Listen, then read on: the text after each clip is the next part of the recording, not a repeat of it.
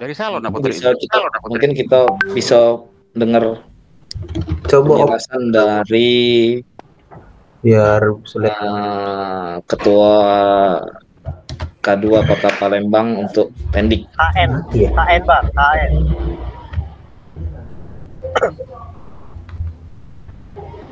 Ya, di pucuk kasur dianya. Waduh. Awas salah lengkap ya. Malam Jumat. Iya. Malam Jumat. Oh iya. Apa cerita? Kak Tri, nanti kami nunggu kakak itulah memang tentang pembahasan P3K ini. Mohon maaf Kak Tri, biar agak sopan helmnya tolong dibuka Kak Tri. Topi, jangan pakai helm Kak Tri. Topi ya. Ya oke lah. Baik, kita dengar ke penjelasan dari malam ini dari Kak Tri ini. Moderator. Kak Tri, boleh dijelaskan apa malam ini? Apa yang info yang kita dapat dari pertemuan di BKD? Bisa di-share di sini. Siapa yang ke BKD? Tidak tahu siapa. Mungkin Kating ke BKD. Aku ke BKD bareng ngurus pensiun. Tadi waktu sebelumnya terkait dengan penerimaan P3K tahun 2024 ya. Kami ke BKD dengan Pak Agus yang pertama kali menjelang pelaksanaan pembukaan pendaftaran ya. 20 Oktober enggak? P3K bulan berapa ya? Bulan 9 kan ya? Iya. Waktu itu langsung menemui Bu Maria Ulfa, masih karena sudah hampir mendekati injury time waktu hasil tambahan belum ada informasi dari BKPSDM kapan mereka akan memberikan publish ya pengumuman pembukaan P3K. Pada waktu itu memang momennya tepat karena segala sesuatu yang dibuat tiba-tiba terkadang menghasilkan hasil yang maksimal. Kalau direncanakan kadang tidak terlaksana acara kita nih kan. Izin. Jadi Agus Dewek dengar yang pertama pada waktu itu Ibu Ulfa sudah siap-siap ke Bapeda kantor sebelah dia itulah untuk sosialisasi juknis daripada P3K. Jadi kami langsung masuk ke dalam, dibatasi dia ngomong jangan lama-lama. Ayo nak ke Bapeda. Kami izin 5 menit baik Bu Ulfa. Yang pertama, kapan dibukanya penerimaan P3K? Terus informasi yang terakhir itu mana mekanisme dan sebagainya. Dan sampaikan beliau yang pertama ada 3 poin dan memang ternyata setelah disampaikan muncul galau jenis-jenis non ASN yang dapat diakomodir di P3K. Yang pertama kita tidak perlu lagi membahas masalah guru ya, karena guru maupun dia sudah sering dibuka formasi guru. Termasuk juga tenaga kesehatan bukan hal aneh lagi, sudah beberapa kali nakes. Nah untuk teknis ini khususnya Tendik ini baru tahun ini perdana ya, dimana Tendik ini termasuk barang aneh, barang langka sekian puluh tahun penerimaan PNS dan P3K ya, tidak pernah ada khusus untuk tenaga Tendik. Mungkin Pak Adi mengikuti perjalanan daripada rekrutmen PNS untuk Tendik. Yang terakhir adalah tahun 2005 ketika pimpinan Dinas Pendidikan dikomandoi oleh Ibu Haja Sumaya untuk penerimaan penjaga sekolah. Pada waktu itu formasi ada 30, yang melamar ada kalau tidak salah 25 orang. Jadi hampir semuanya diterima. Itu yang terakhir untuk tendik, itu pun menjaga sekolah. Berjalannya waktu terakhir 2013 ketika seleksi K2, sesama K2 dengan menghasilkan beberapa tenaga TU baru, ya, dan jumlahnya juga tidak terlalu banyak karena dari 1.600 tenaga honor K2 di Kota Palembang yang terserap hanya 800 orang. Itulah rombongan kawan-kawan kita yang sekarang ada di Dinas Pendidikan yang sakelitingan dengan kami, Pak Sulaiman Keuangan, Ibu Rima di ITK, ya, itu litingan kami yang dari K2. Selanjutnya menyebar di beberapa sekolah, ya, termasuk juga ada beberapa operator. Pak Marlen Sinaga itu angkatan kami K2. Dan itulah yang terakhir penerimaan tenaga tendik. Nah, 2024 adalah spesial, di mana P3K baru membuka formasi tendik. Nah, dari tendik ini menjadi sesuatu hal yang aneh, ya. Beda dengan apa deh? Iya, obat itu beda. Nah, jadi hal aneh dan perdana. Jadi yang disampaikan oleh Ibu Ulpa pertama, 3 poin, 3 jenis tenaga honorer yang bisa diangkat, yaitu tenaga XK2 yang pertama. Yang kedua yang terdata di database PKN. Dan yang ketiga yang aktif bekerja selama minimal 2 tahun di instansi pemerintah. Untuk K2, Agus Dewek dengar, ya, bahwasanya apapun yang terjadi, K2 adalah prioritas. Walaupun memang masih bermain ranking, tetapi ketika bersaing dengan non ASN yang terdata di database, umpama misal yang non K2 itu ranking 50, K2-nya ranking 100, tetap K2 didulukan dulu dengan formasi yang ada. Terus apabila seluruh K2 sudah terisi semua formasi dan formasi itu masih menyisakan peluang, maka akan diambil perankingan juga untuk mereka yang terdata di database BKN. Ya, selanjutnya di bawah daripada K2. Pun jika ketika seluruh tenaga non ASN yang terdata di database BKN selesai dan memiliki menyisakan formasi juga, maka alternatif ketiga atau poin ketiga itu akan diisi oleh mereka yang bekerja minimal 2 tahun di instansi pemerintah. Nah, tidak ada passing grade di sini, hanya perankingan, ya. Tapi untuk guru, karena K2 ini masih menyisakan 6 orang guru yang pendidikannya tidak linear, ya, masih belum strata 1. Nah, ini dampaknya mau tidak mau harus turun grade, ya, menjadi tenaga tendik dengan menggunakan ijazah SMA. Mau tidak mau, suka tidak suka, guru yang tidak linear ijazahnya harus ikut turun gunung ke tendik. Dengan catatan Dinas Pendidikan itu mengakomodir. Jadi apabila Dinas Pendidikan bersedia mengakomodir daripada guru ini untuk turun grade menjadi tendik, maka mereka bisa mengikuti seleksi P3K melalui jalur tendik. Kemarin kami sudah koordinasi dengan Pak Amerul Insan ketika salah satu guru yang bertamatan SPG usianya sudah 57 tahun 1 bulan. Ketika untuk mengikuti seleksi guru, ijazahnya masih SPG.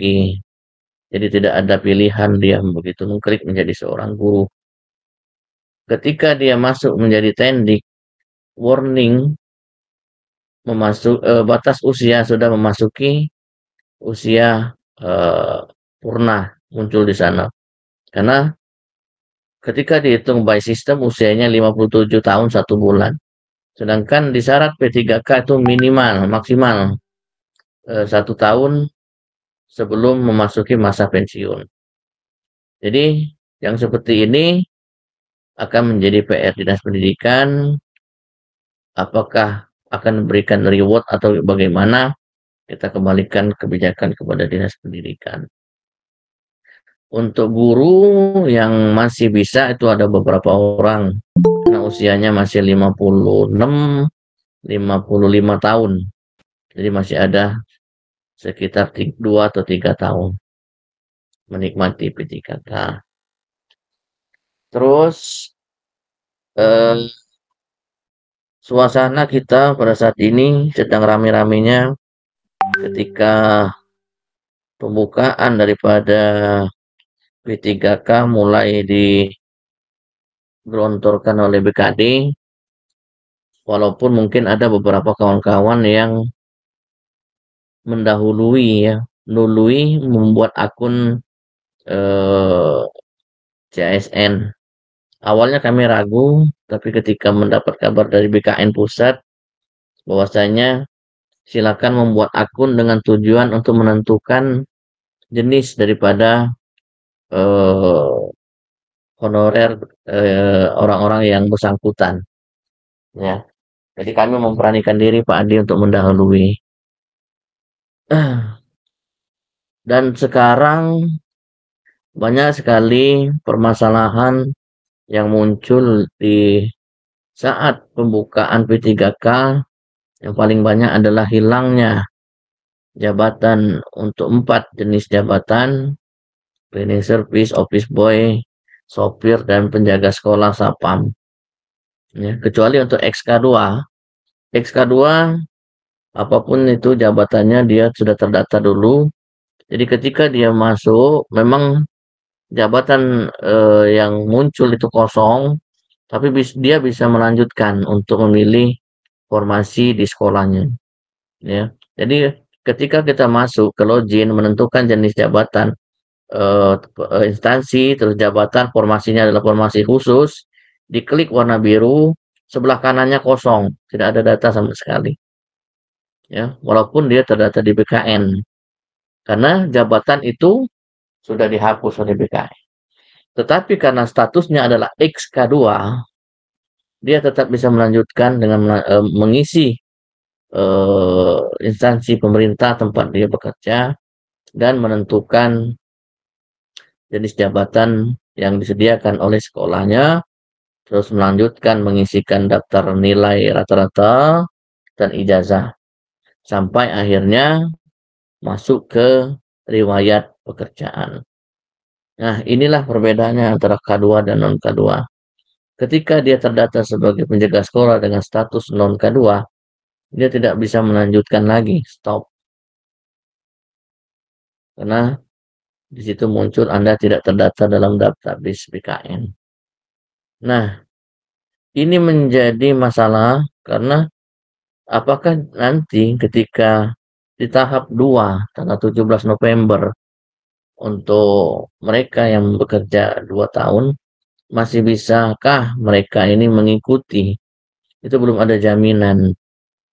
Walaupun kami mengarahkan mereka untuk mendaftarkan di tahap 2 17 November nanti. Nanti kita lihat bagaimana perkembangan yang ada di lapangan untuk 4 jabatan ini di luar kategori 2. Terus formasi yang sedikit di mana di suatu sekolah formasinya ada 3, sedangkan honorernya ada 5. Nah, ini dijelaskan oleh Ibu Lupa. Nanti yang seperti ini jika memang memenuhi syarat dan dinyatakan lulus, yang berhak mengatur adalah Dinas Pendidikan Kota Palembang. Kenapa? Ada satu sekolah yang di sana honorernya tidak masuk sama sekali dari 3 jenis tadi, jadi kosong. K2-nya tidak ada, dia tidak terdata di database BKN, terus masa kerjanya rata-rata masih 1,5 tahun. Nah, sekolah itu kosong, benar-benar kosong. Sedangkan formasinya ada 3, operator layanan sekolah dan 2 pengadministrasian umum. Dan itu kembali lagi kepada pemerintah Kota Palembang, khususnya Dinas Pendidikan. Kebijakan ada di situ, seperti yang dijelaskan oleh Ibu Ulfa. Istilah penuh waktu dan paruh waktu. Penuh waktu adalah hampir keseluruhan diambil oleh honorer kategori 2, ya. Tidak ada formasi, nanti dinas yang mengatur, mereka harus tersalurkan dan tidak boleh menyisakan lagi XK2 yang tidak terangkat, kecuali memang sudah berhenti atau meninggal dunia. Itu kembali lagi ke dinas pendidikan masing-masing. Yang paruh waktu apabila formasi itu habis diambil oleh K2 dan diisi oleh non K2 berdasarkan perankingan nilai daripada tes, maka mau tidak mau non ASN tersebut harus menerima status sebagai paruh waktu. Mekanisme dan juknis paruh waktu sekarang masih digodok, masih dalam bentuk draft, ya, draft daripada apa itu, Kemenpan, keputusan peraturan Menpan. Jadi belum fix, ya, bagaimana mekanisme paruh waktu ini. Tapi secara garis besar draftnya kami sudah ada dengan Pak Saryal kemarin. Intinya apabila pemerintah daerah mampu untuk membayar gaji mereka dan memang tenaga mereka dibutuhkan dan mau mengusulkan para non ASN yang lulus dengan status paruh waktu, maka paruh waktu bisa diusulkan untuk menjadi penuh waktu. Jadi soal penggajian, informasi yang kami dengar bahwasanya berapa yang diterima saat ini, itulah yang diterima oleh ASN paruh waktu. Hanya yang membedakan adalah ASN paruh waktu memiliki NIP. Secara logika kami berpikir, mengapa NIP diterbitkan untuk yang paruh waktu? Ini adalah upaya pemerintah jangan sampai adanya pemecatan massal, PHK massal terhadap mereka yang tidak dapat formasi daripada P3K. Atas dasar kemanusiaan diciptakanlah istilahnya paruh waktu. Jadi ke depan ketika per 1 Januari 2025 mereka yang di bawah masa kerja 2 tahun mau tidak mau harus lepas daripada jabatan non ASN. Itu yang disampaikan BKD. Di bawah 2 tahun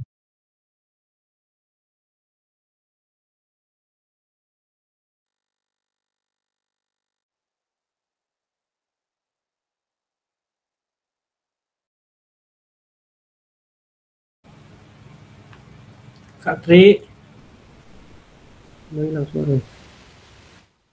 Habis kuota. Ya. Lanjut, P3K pun itu terbagi menjadi dua jenis kategori. Ya. Itu yang di lapangan. Ada lagi Pak Adi di lapangan itu ini masalah teknis sebenarnya terkait dengan syarat-syarat dan tata cara pengisian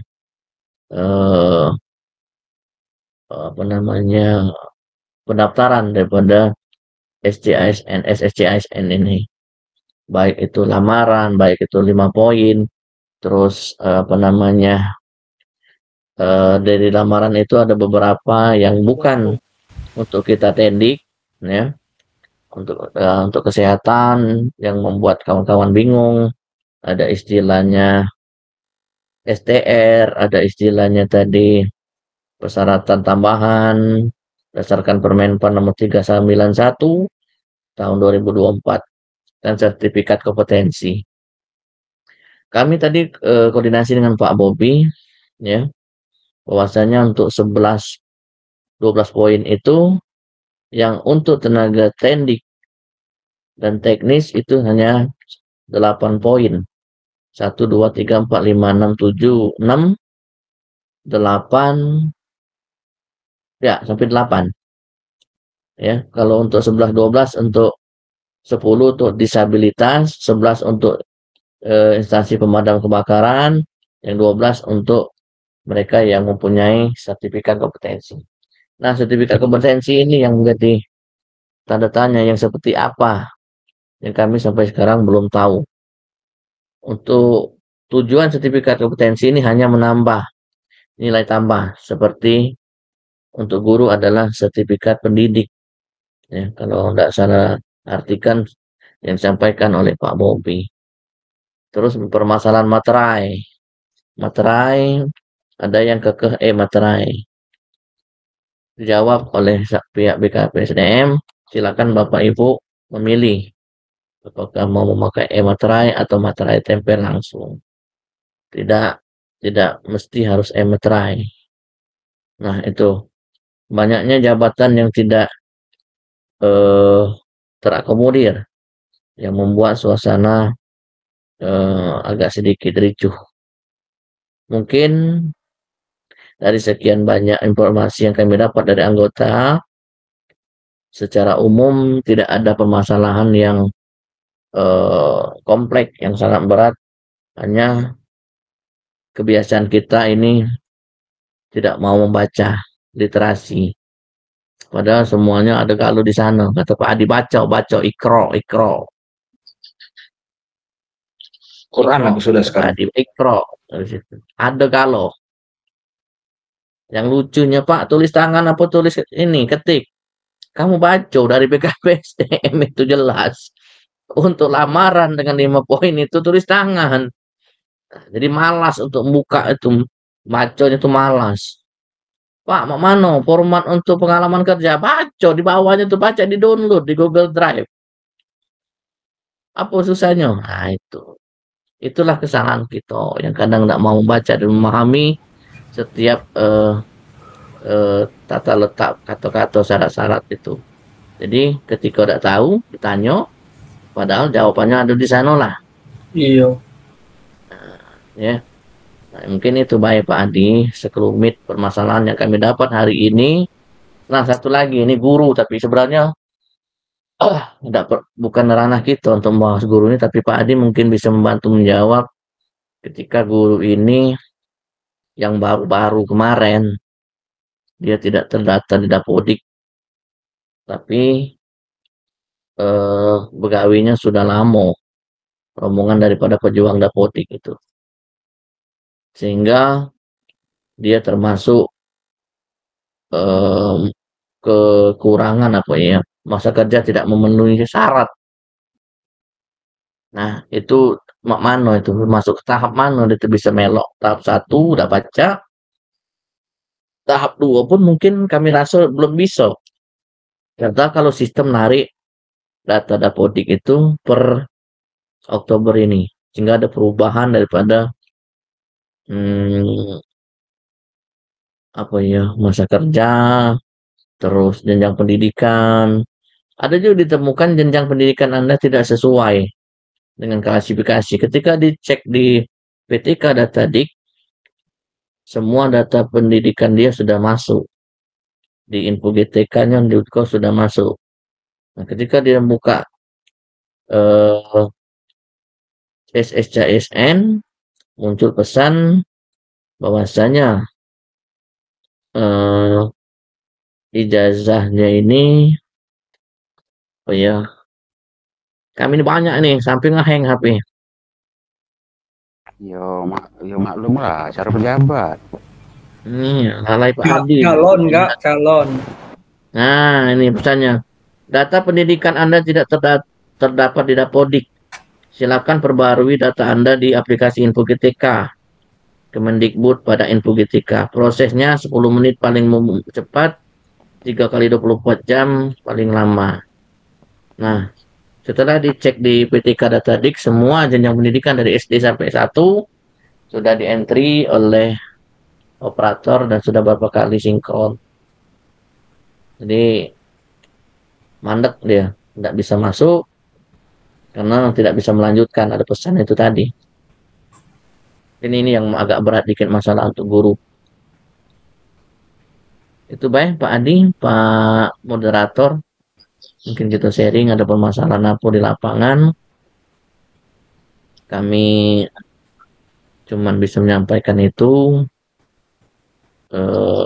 Kurang lebihnya mohon maaf. Kalau mungkin kawan-kawan nelpon tidak aktif. Karena memang tidak berhenti-henti ngecek kata Pak Adi itu. Nyalahi Pak Adi dulu. Mak ini rasanya rupanya. Wajar baik Pak Adi kapan kami ini pun tidak diangkatnya. Nggak pening balaknya. Nak nyawa apa lagi. Rasa iwaknya bar jadi pejabat lemak rupanya bar. Kencing lagi susah bar. Iya, lemak memang. Lain nih ya. Kami maklumi kalau Pak Adi tidak ngangkat kapan dia ini. Kita nak ngamuk kapan dia tidak ngangkat. Rupanya ini. Kami banyak. Uang tadi nak minta cepat dijawab. Ini rasanya Ini rasanya wajar bahaya pandai kita datang dia mengkerut. Cuma ngangkat jempol, 4 jempol nih ngangkat galau dengan Pak Adi. Aku yang banyaknya pun banyak uang berurusan. Masih dia juga masuklah, yang cari apa? Jengoklah dalaman. Sudah tahu taknya nak pecah. Oke. Terima kasih. Assalamualaikum warahmatullahi wabarakatuh.